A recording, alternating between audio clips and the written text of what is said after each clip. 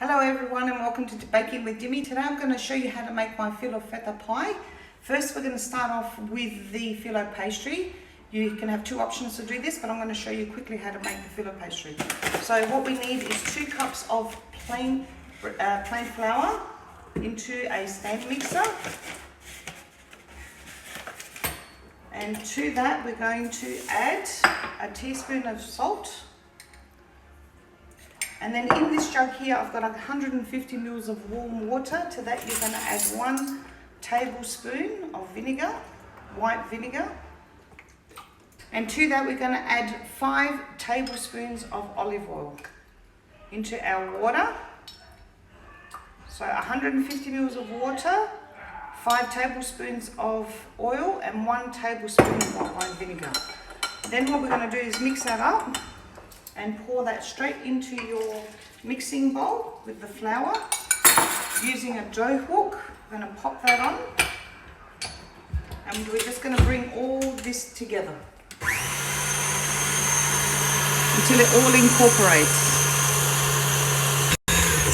So as you can see, that is all coming off the sides of the bowl, and this is when you can actually turn that off, and we can do the rest by hand. So take that off, bring that over to your work surface here, out of the bowl. Oh, it's nice and soft. And then by hand, all we're going to do is just roll that out a little bit and knead it by hand. So this is what you're actually looking for, a nice soft dough. Okay.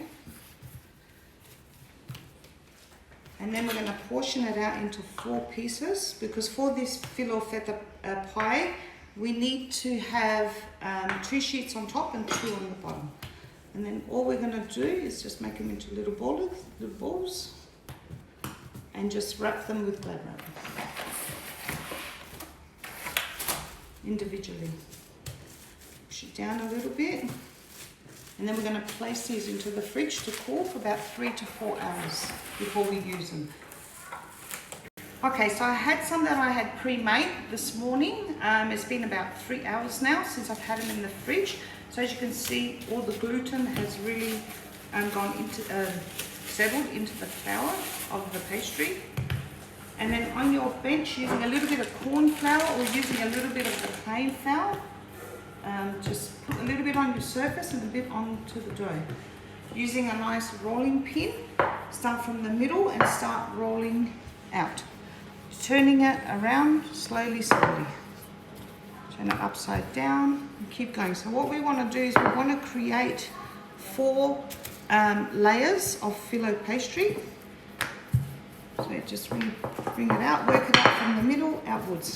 Using the corner of your rolling pin, that's just how you get it round.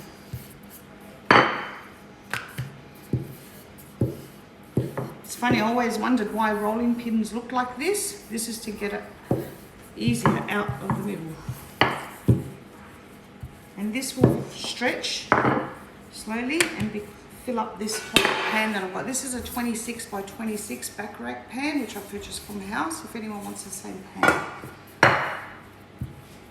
I've also preheated the oven as well to 180 degrees, and in a pot I've also put some butter which I have melted, and I'll bring that over.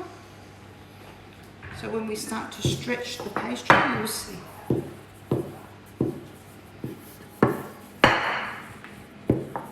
Just keep rolling it and working it. If it tears a little bit, just push it back together.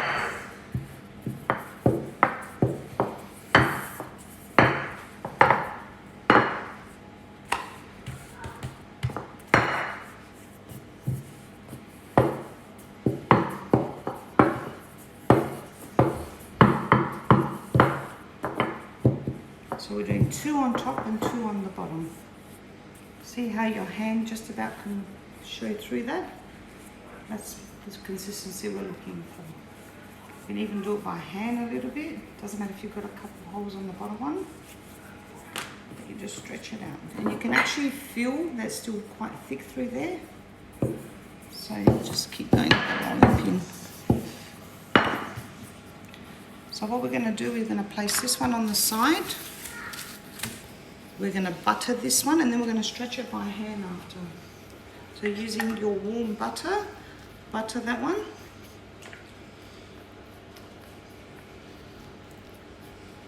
And we're also going to butter our pan as well with a little bit of butter so we can get it crispy on the bottom.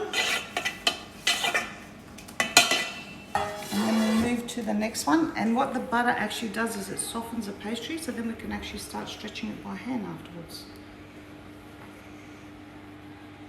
And so we get it nice and thin. Doesn't matter about if it's torn a little bit, because we'll cover it with the second one that we put on top. So open the second one up and repeat the same process as the first one. Okay, so this is our second layer of filo pastry. Goes right over the top of the other one that we buttered, and just sort of stretch it out with your hands so that we cover the whole layer.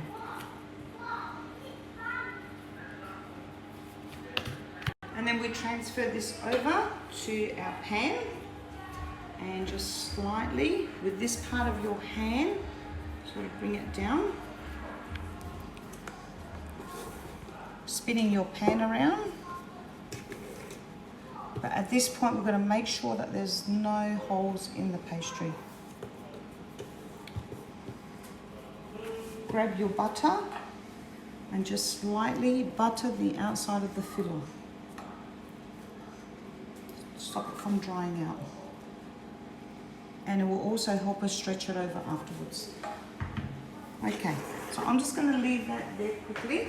So what I'm going to do now is quickly, I'm just going to show you the filling before I do the top part. So in the filling, what we have here is 370 grams of feta.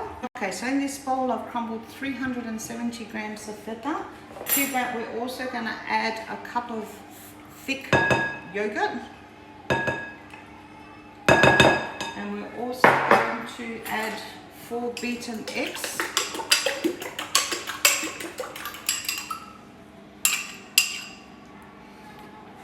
I'm going to add some pepper and just a little bit of salt.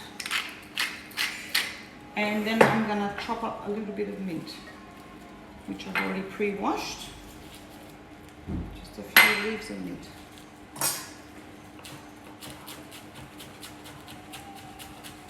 Mint just gives it a really nice flavour. Okay, so we've got the chopped mints. Now the mint goes into the yogurt and all of the mixture that you've got there, and then give this a really good stirring until it all incorporates really well with the yogurt.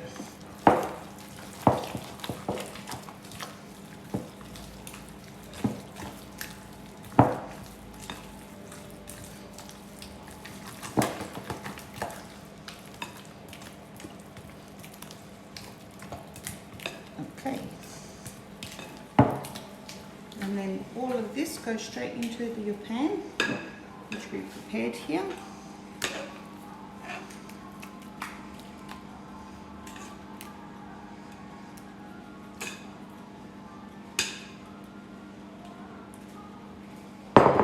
And just smooth that out. If you see it's got a bit of a bubble, just lift one of the corners up, release the air from underneath.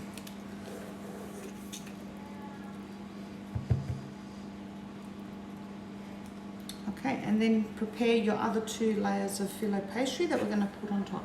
Okay, okay, so I've got butter. Now just pull and stretch your filo and then tuck it in. And then after each one that you fold over, make sure you butter it.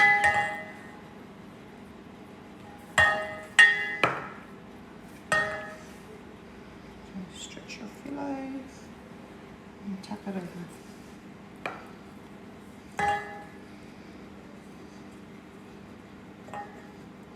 And just repeat that all the way around.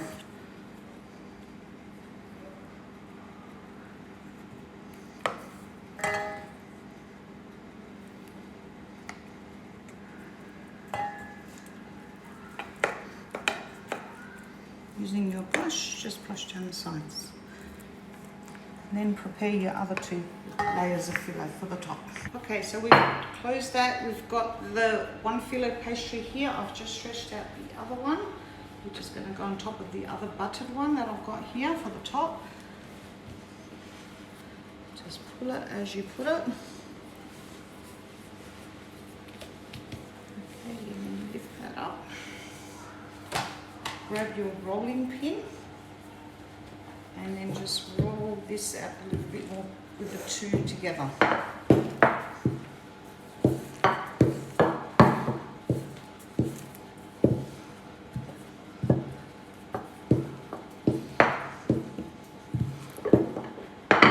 Okay, grab your pan. And what we're going to do is we're just going to ruffle this slowly over the top, just so it's a really rough looking rustic top.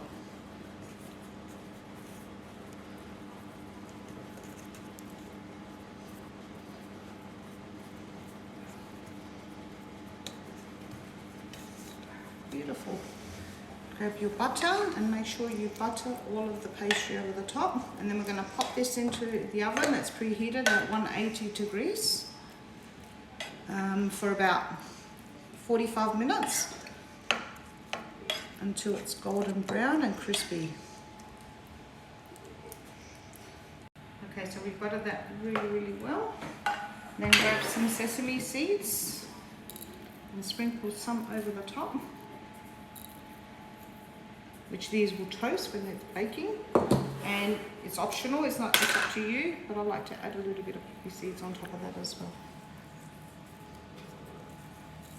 And then pop that into the oven and allow that to bake. Okay, so I've got a little jar with a little bit of honey that we're going to need when we pull the pita out of the oven. I'm pretty sure the pita is ready now, so I'll just have a quick check. And it is. Okay, so as you can see, that's a beautiful golden color on top. If you look around the edges of the pan, you can see it's actually pulling away from there. Once you pull this out of the oven, what you do is just pour a little bit of honey on top while it is actually still warm.